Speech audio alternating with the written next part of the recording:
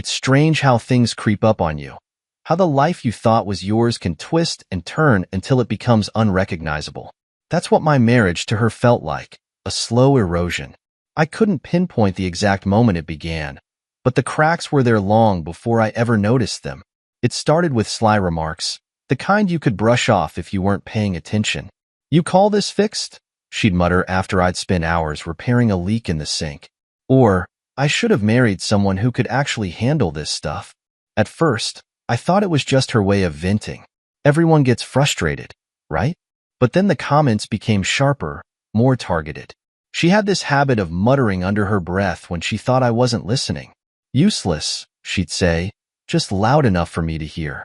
At first, I laughed it off. "She's stressed," I told myself. "She doesn't mean it." But deep down, the words started sticking. The laughter faded, and the excuses wore thin. The worst moments came when she made her jabs in public, loud enough for others to hear, but casual enough to pass as jokes. "Oh, don't ask him to fix anything. He'll probably just make it worse," she'd say with a laugh at a dinner party. The others would chuckle nervously, unsure whether they were supposed to laugh along or look away. Every word chipped away at me. I found myself questioning things I never had before. My worth, my competence, my identity. Was I really as useless as she made me feel? I stayed, though. For years, I stayed. Not because I didn't know what was happening, but because I kept hoping things would change. I thought maybe she'd snap out of it, that the woman I fell in love with would come back. There were good days, of course. Days when she'd smile at me like she used to. And for a brief moment, I'd think, this is it. We're turning a corner. But the good days were fleeting, drowned out by the constant undertow of her disdain. Still, I held on. Not because I was weak, but because I thought that's what love was supposed to be. Sacrifice, perseverance, endurance. But what I didn't realize at the time was that love shouldn't feel like a constant uphill battle. It shouldn't leave you questioning your own worth. One evening, I stood in the kitchen, staring at a sink full of dirty dishes.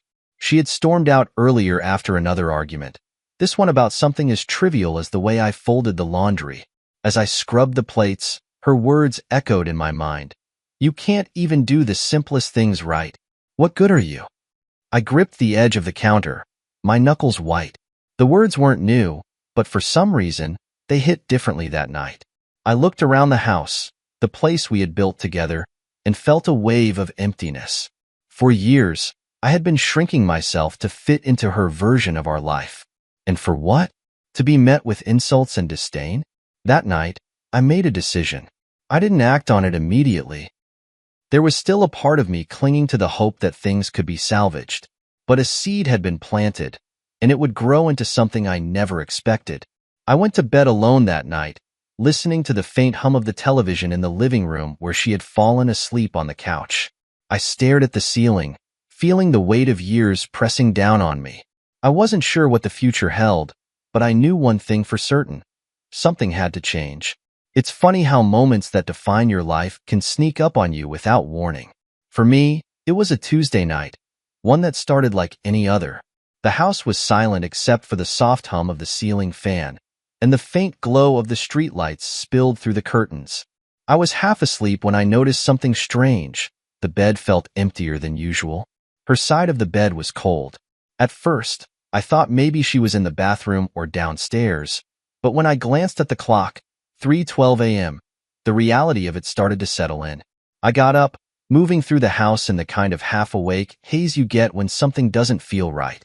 The living room was dark, the kitchen empty. A growing unease crept over me as I wandered through the house, calling her name softly. "Emily?" No response. When I reached the bedroom again, something caught my eye. Her wardrobe.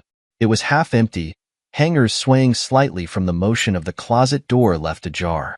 My heart began to pound, though I couldn't quite say why. Then I saw it. A piece of paper on the kitchen counter, folded and placed neatly as though it were some kind of consolation prize. I unfolded it with trembling hands, my eyes scanning the hastily scribbled words. "I found someone who appreciates me. Don't bother calling." That was it. No explanation, no apology, not even a hint of regret. Just a casual declaration that she was gone. as though the years we had spent together could be reduced to a single sentence. I stared at the note, my mind racing. My chest tightened. But it wasn't heartbreak I felt. It was something much darker. Years of insults, manipulation, and belittlement came flooding back all at once, hitting me with the force of a freight train. This was who she was. She hadn't just left me. She had done it with the same cold indifference she had shown for years, as if I were nothing more than a stepping stone to whatever life she thought she deserved. I crumpled the note in my fist, my breathing shallow and rapid. But then, something unexpected happened. As the anger bubbled inside me, threatening to overflow, a strange calm washed over me. I smiled, not out of joy, not even out of relief. It was a smile born from the realization that she thought she had won. She believed she had outsmarted me, that she could humiliate me one last time and walk away unscathed. But she was wrong. I stood there in the kitchen, the crumpled note still in my hand, and began to think, not about her, but about me. About the years I had wasted trying to make someone happy who didn't deserve it.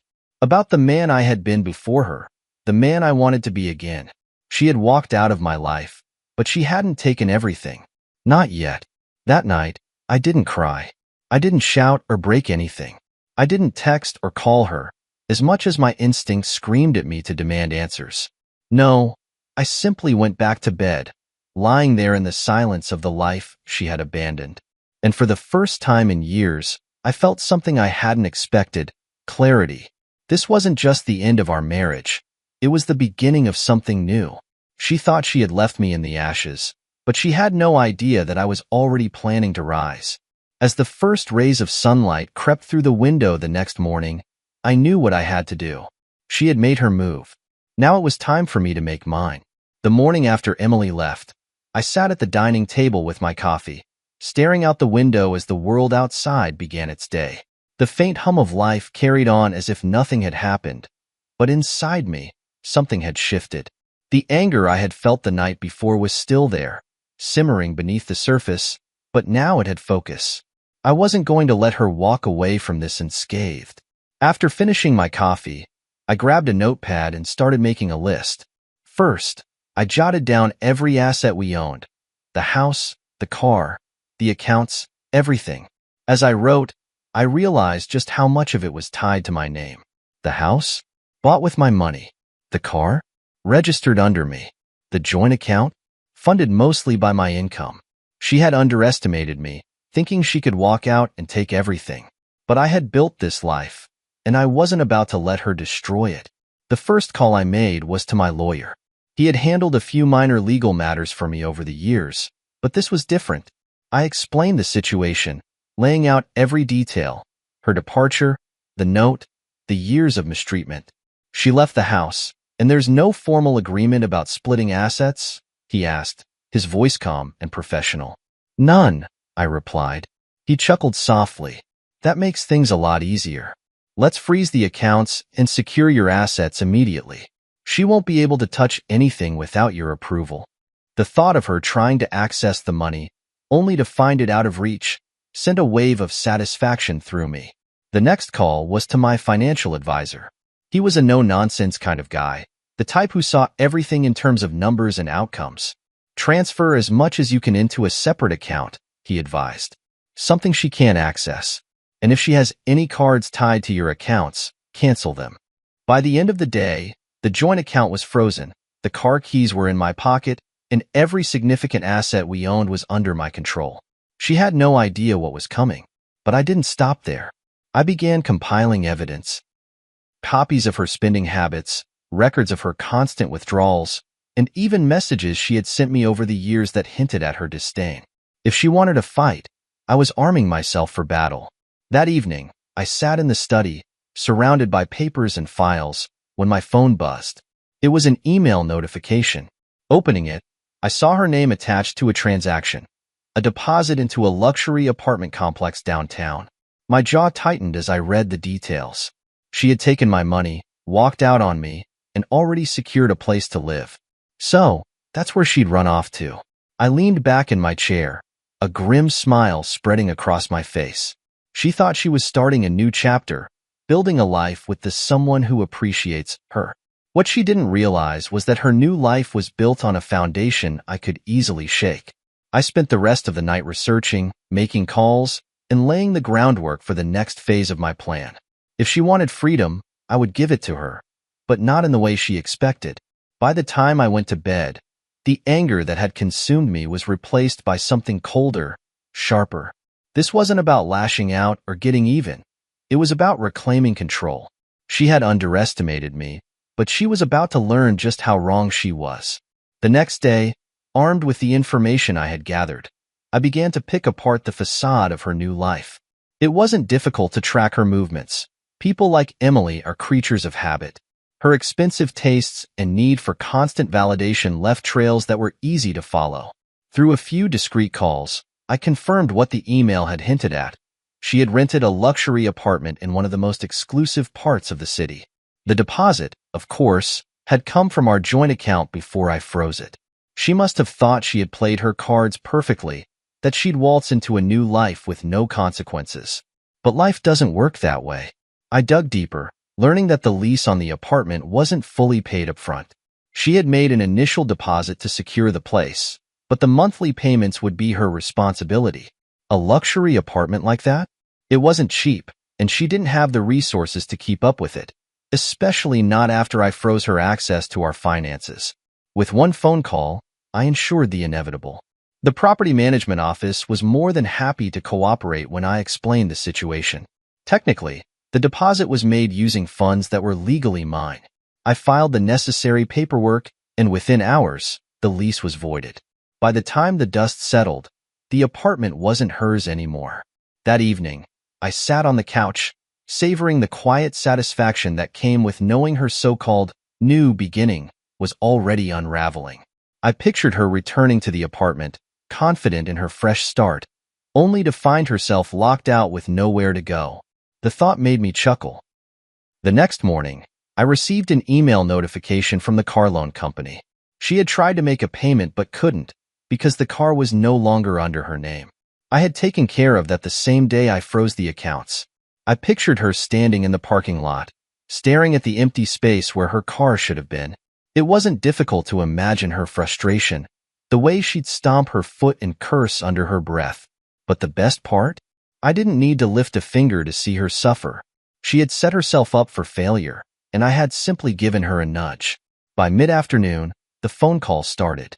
The first one was casual, almost friendly. "Hey, I think there's something wrong with the apartment keys. Can you check with the property manager?" I let it go to voicemail. The second call came an hour later, her voice more tense. "Okay, seriously, I need to talk to you. Something's wrong with my card. I can't access anything. Call me back." I didn't. By the evening, the calls had become frantic. She left one voicemail after another, each more desperate than the last. "What did you do? Why can't I access my account? Where's the car? This isn't funny. Call me back." I sat on the balcony, sipping my coffee as the sun set, her panicked voice playing on a loop through my phone. By the end of the night, the voicemails stopped. I imagined her sitting in her empty apartment. No money, no car, no options, wondering where it had all gone wrong. She thought she could manipulate me, take everything I worked for, and start a new life without consequences. She had no idea that her new life was crumbling before it had even begun.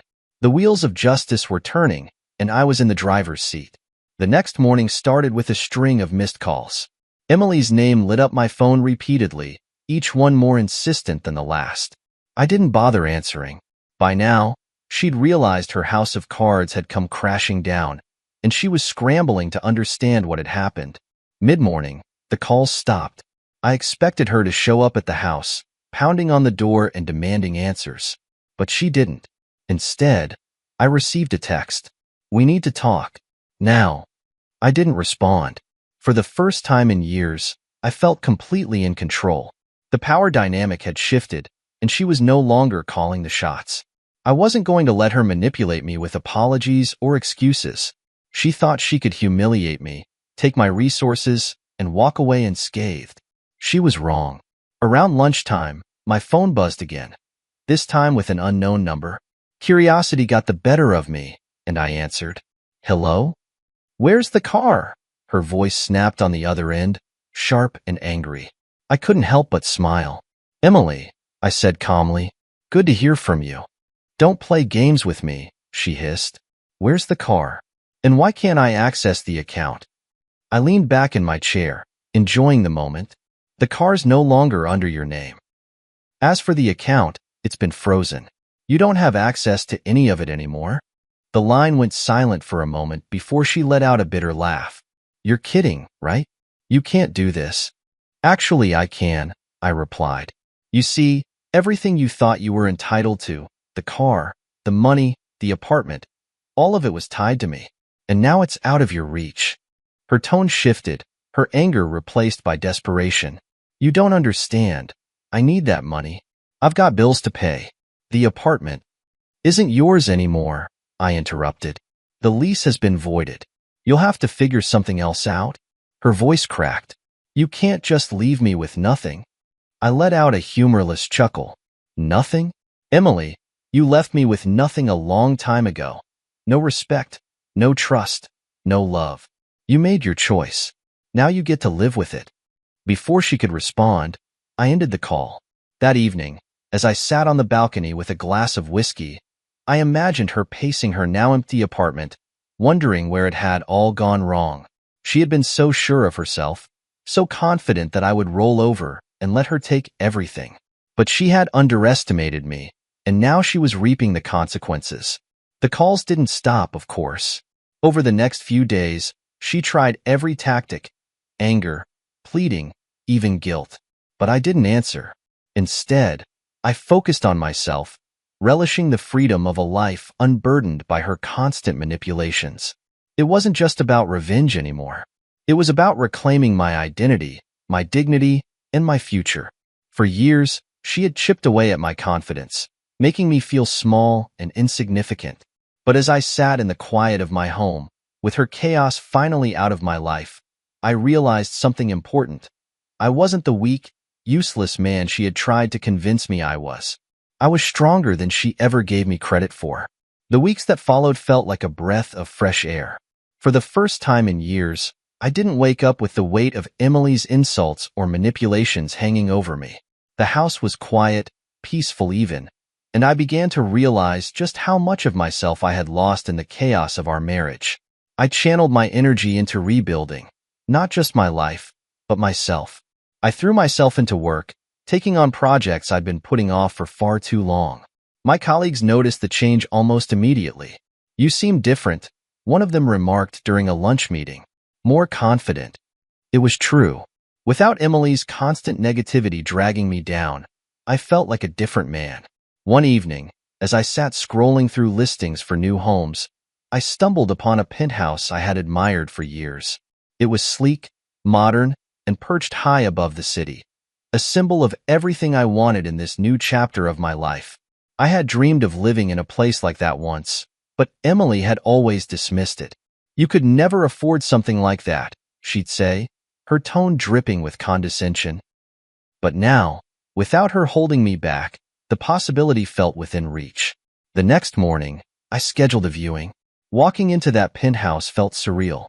The floor-to-ceiling windows offered a breathtaking view of the city skyline, and the open layout was everything I had ever wanted. As I stood on the balcony, overlooking the bustling streets below, I made a decision. This would be my new beginning. The purchase process was smoother than I expected, thanks to the funds I had secured before Emily could get her hands on them. Within weeks, I had the keys in hand and was moving into a space that felt like it belonged to the person I was becoming. On my first night in the penthouse, I stood on the balcony with a glass of champagne, toasting to my freedom. The city lights stretched out before me, a reminder of how far I had come. But the changes didn't stop there. I reconnected with people I hadn't seen in years, friends I had drifted away from during my marriage to Emily. One of them was Lauren, Emily's former boss. She was a sharp, confident woman who had always seen through Emily's facade.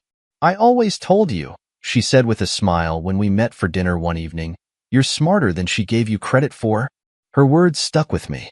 For so long, I had let Emily's cruelty define me, But now I was beginning to see myself through a different lens. Lauren and I started spending more time together. She became a sounding board for my ideas, encouraging me to pursue goals I had long abandoned.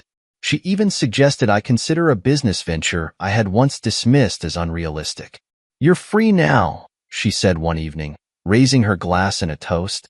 "It's time to start living like it." She was right. With her encouragement, I began to explore opportunities one had never dared to consider before.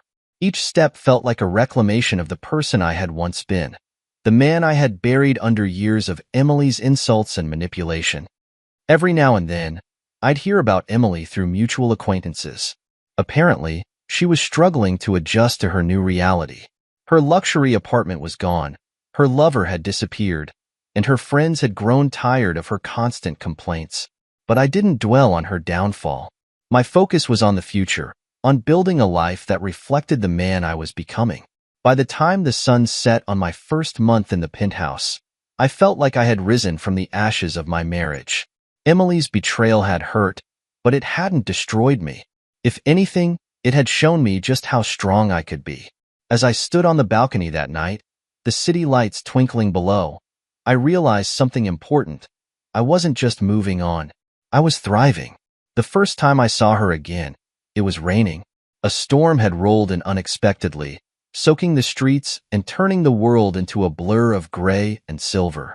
I was sitting on the balcony of my penthouse, enjoying the view with a glass of scotch in hand, when I noticed a figure standing outside the building's entrance. At first, I didn't recognize her. She was drenched, her clothes clinging to her in a way that suggested she hadn't expected to be caught in the storm. Her umbrella was broken, one side caving in, offering her little protection from the downpour. It wasn't until she turned her face toward the glass doors that I realized it was Emily. For a moment, I just watched her, the way you might watch a stranger who looked out of place. There was a desperation in her movements, the way she banged on the doors and gestured at the security guards inside. She was shouting something, but the rain and the distance muffled her words. I leaned back in my chair, swirling the scotch in my glass. She must have been truly desperate to come here. Emily wasn't the type to grovel, not unless she had no other choice. The guards at the door glanced up at me, waiting for my signal. With a casual wave, I motioned for them to let her in. Let her make her scene. I had no intention of speaking to her directly, but I wasn't above letting her flail in front of an audience. As she stepped inside, dripping water onto the marble floors, I could hear her voice even from my perch on the balcony. "Where is he?" she demanded, her voice cracking.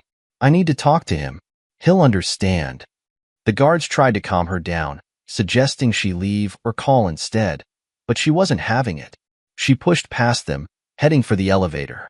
It was only a matter of time before she reached my floor.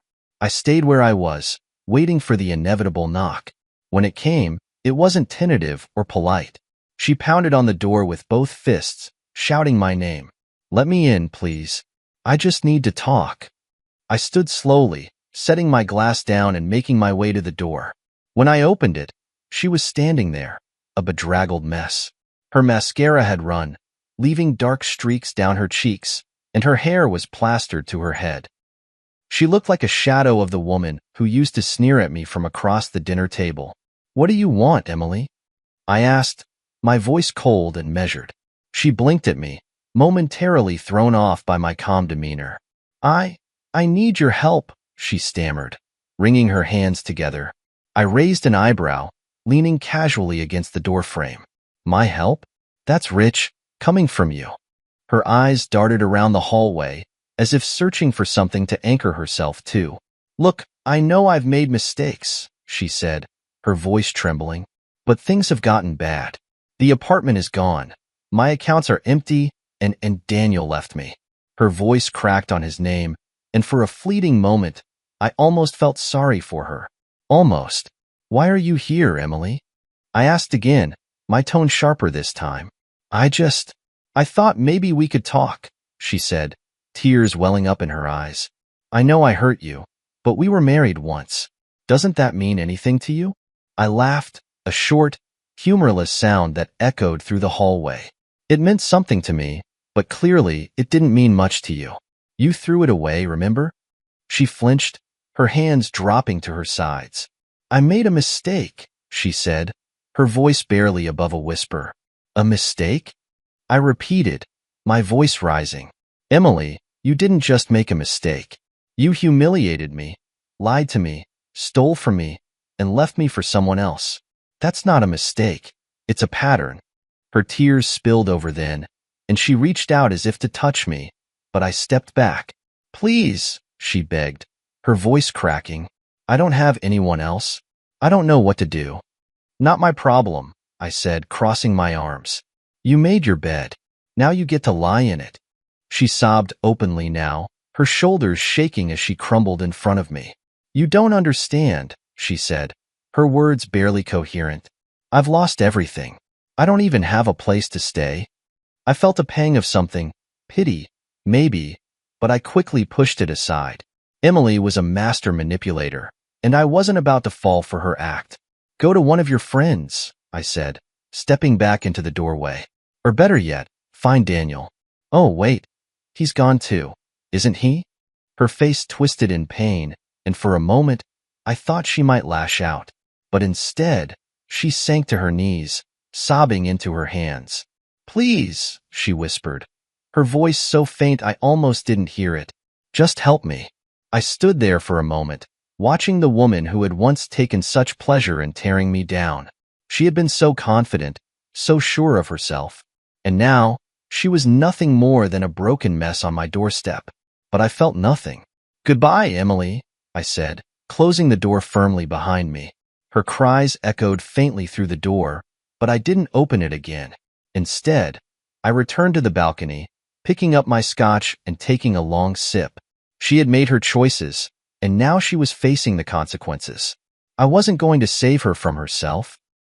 As the rain continued to fall, I felt a sense of peace settle over me. For the first time in years, I was truly free. I didn't hear from Emily for a few days after that night. The rain had washed her away like debris swept down a gutter, leaving behind only the faint echo of her pleas. I thought maybe, just maybe, she'd gotten the message and finally decided to let go. But people like Emily don't let go easily. The next time she appeared, it wasn't at my door. It was in the lobby of my building. The security team called me mid-morning to inform me that she was downstairs, causing a scene. She says she needs to see you, the guard reported, his voice laced with both amusement and exasperation. Should we escort her out? I considered it for a moment. A large part of me wanted to tell them to throw her out onto the street, to let her feel the humiliation of being tossed aside like she had done to me. But another part of me, a quieter, more strategic part, saw an opportunity. No, I said finally. Let her stay. I'll come down. When I arrived in the lobby, Emily was sitting on one of the plush couches, her legs crossed and her hands folded tightly in her lap. She looked better than the last time I'd seen her, drier, for one thing, but the desperation was still etched into her face. When she saw me, she stood quickly, smoothing her wrinkled blouse. Thank you for coming down, she said, her voice trembling. I didn't respond immediately, letting the silence stretch as I crossed the room to stand in front of her. You're persistent, I'll give you that, I said finally. She flinched at the sarcasm in my voice, but pressed on. I'm not here to fight, she said. I need your help. Help with what, exactly? I asked, crossing my arms. Because last I checked, you made it very clear you didn't need me anymore. Her lips tightened, and for a moment, I thought she might argue. But then her shoulders sagged, and she let out a shaky breath. I don't have anywhere else to go, she admitted. That's not my problem, I said, my voice cold. She stepped closer, her eyes wide and pleading. Please, just hear me out, she said. I know I hurt you. I know I made mistakes, but I'm trying to fix things. I let out a humorless laugh. Fix things? Emily, the only thing you're trying to fix is your own mess. Don't pretend this is about us. It's about you. Her face crumpled, and for a moment, I thought she might start crying again. But instead, she straightened her back and looked me in the eye. You're right, she said quietly. It is about me. I made a mess of everything, and now I'm paying for it. But I'm asking you, begging you, for a chance to start over.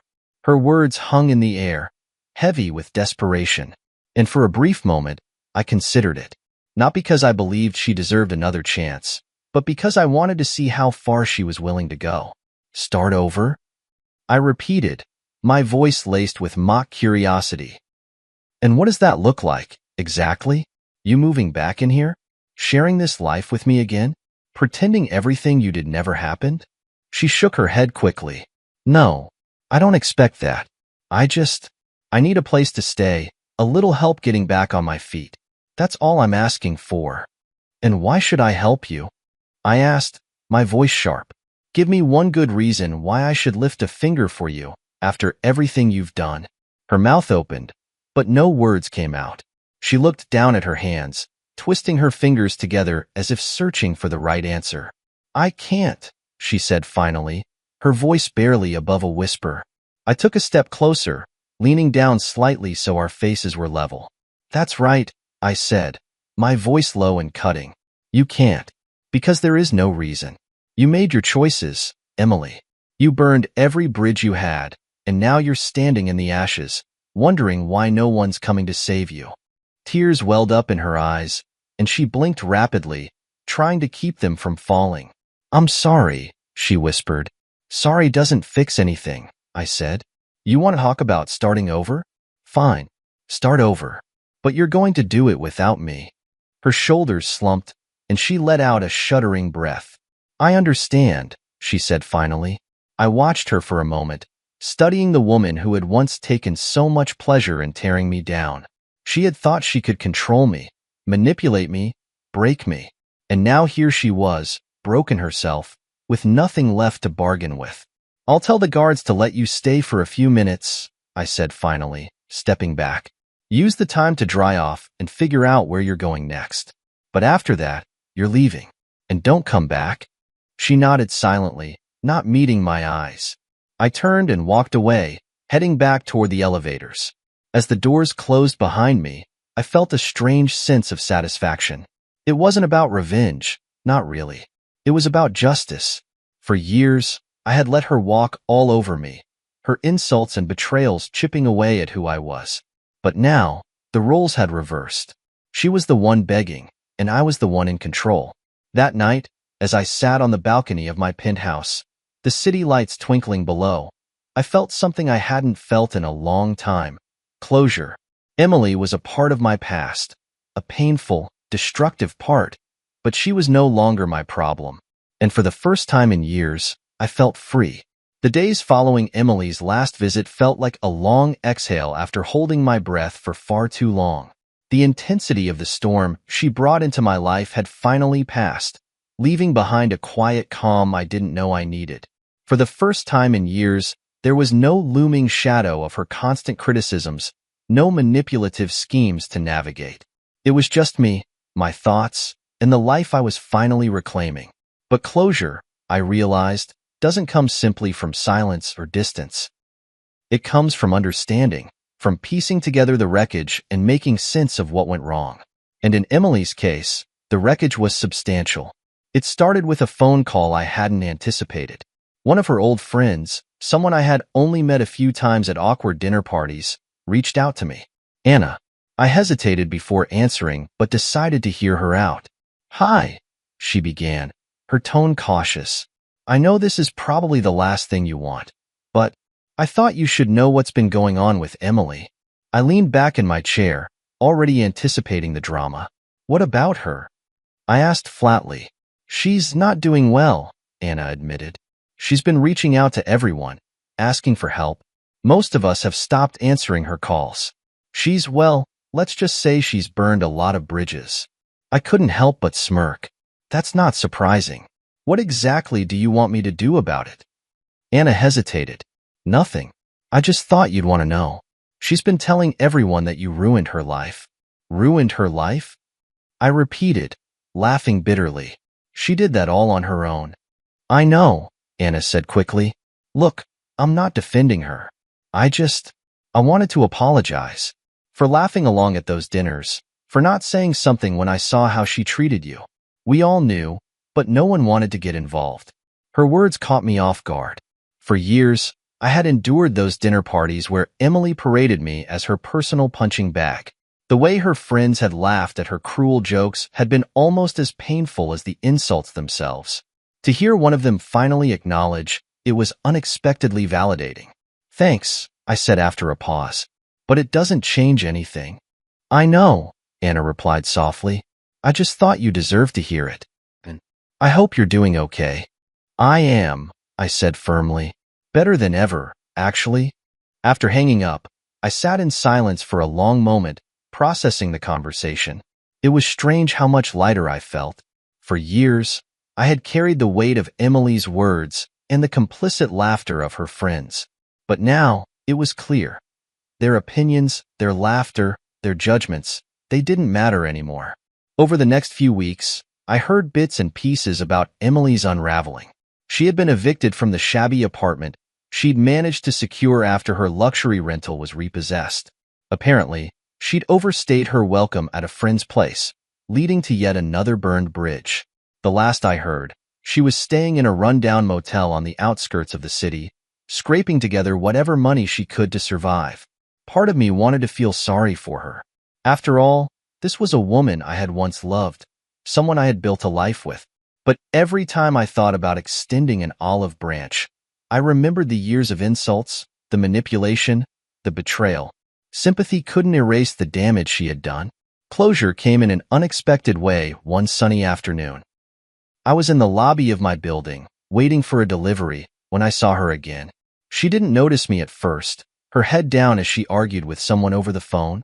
Her appearance had deteriorated even further. Her once expensive clothes were wrinkled and mismatched, and she carried herself with the defeated posture of someone who had given up. I debated whether to approach her, but she made the decision for me. Her eyes met mine as she turned, and for a brief moment, I saw a flicker of something familiar. Pride, defiance, perhaps even anger. But it was fleeting. She looked away quickly, as if ashamed to meet my gaze. She didn't say anything, and neither did I. Instead, she hurried out of the building, her heels clicking against the marble floor. Watching her retreating figure, I felt nothing. No anger, no satisfaction, no pity. Just nothing. And that's when I knew I was truly free. Emily had once consumed every corner of my life, her presence a constant weight on my shoulders. But now, she was just a distant memory, a chapter one had closed with finality. The scars she left behind were still there, but they no longer defined me. They were reminders of what I had survived, of the strength I had found within myself. That evening, as I stood on the balcony of my penthouse, the city lights stretching endlessly before me, I raised a glass to the life I was building. The world felt vast and full of possibilities, no longer shadowed by her cruelty. Emily had tried to tear me down, to break me, but in the end, her actions had done the opposite. They had forced me to confront my own resilience, to rebuild myself into someone stronger, smarter, and more confident than ever before. As the breeze carried the faint hum of the city below, I took a deep breath and smiled. Closure wasn't about getting even or watching her suffer. It was about reclaiming my power, my identity, and my future. And as far as I was concerned, I had done just that. The finality of it all hit me the day I signed the divorce papers. Sitting in my lawyer's office, pen poised over the dotted line, I hesitated for the briefest moment. Not because I wanted to turn back. There was no love left, no hope for reconciliation. It was simply the weight of the act itself, the conclusion of a chapter one had once believed would last forever. "Take your time," my lawyer said, his tone patient yet firm. I didn't need time. With one swift motion, I signed my name, sealing the end of my marriage to Emily. When I set the pen down, it felt as though a heavy chain had been lifted from my shoulders. "It's done," I said quietly, more to myself than to anyone else. "It is," my lawyer confirmed. "You're free now." Free. The word lingered in my mind as I left his office and stepped out into the bustling city. The streets were alive with people rushing to and from their lives, and for the first time in a long time, I felt like I was part of it. Not an outsider looking in, but someone with a purpose, a future. The first thing I did was book a trip.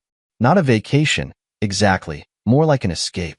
I chose a remote coastal town, far from the city and all the memories it held. The idea of sand between my toes, the sound of waves crashing against the shore, and the endless horizon felt like exactly what I needed to reset. When I arrived, I was struck by the simplicity of the place.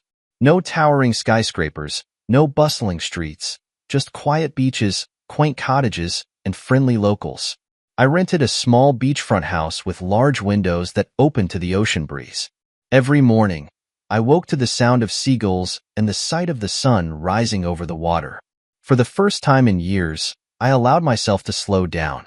I spent my days walking along the shore, collecting seashells like a kid, and watching the tides roll in and out. I read books I hadn't touched in years, cooked meals for myself, and even tried my hand at painting, something I hadn't done since college. It was during one of these quiet mornings, sitting on the porch with a cup of coffee, that I realized how much of myself I had lost during my marriage to Emily. The man I was before her, the man who loved to explore, to create, to dream, had been buried under years of insults and manipulation. But now, that man was resurfacing. The coastal town became my sanctuary, a place where I could reflect on everything that had happened without the noise and distractions of the city. I thought about Emily, of course, not with anger or bitterness, but with a sense of clarity. She had been a storm in my life, chaotic and destructive, but storms eventually pass. And when they do, they leave the air clearer, the ground fertile for new growth. One evening, as I watched the sun dip below the horizon, I realized I was ready to go back, not to the life I had before, but to the life I was building now. The penthouse was waiting, my work was waiting, and most importantly, my future was waiting. When I returned to the city, it felt different. The streets that once felt suffocating now seemed alive with possibility. The penthouse, with its floor-to-ceiling windows and sweeping views, no longer felt like an empty shell. It felt like home. I threw myself into my work with a newfound vigor, taking on projects that challenged me and brought out the best in me. I even reconnected with old friends, people I had distanced myself from during my marriage to Emily. They welcomed me back with open arms, their support a reminder that I wasn't as alone as I had once felt. One evening, I hosted a small dinner party at the penthouse. It was nothing extravagant, just a few close friends, good food, and plenty of laughter. As I stood on the balcony later that night, watching my guests mingle and enjoying the warm glow of the city lights, I felt a sense of peace I hadn't experienced in years. Emily's absence wasn't a void. It was an opportunity to rediscover myself, to rebuild my life, and to move forward without the weight of her presence holding me back. The divorce had been the end of one chapter, but it was also the beginning of another.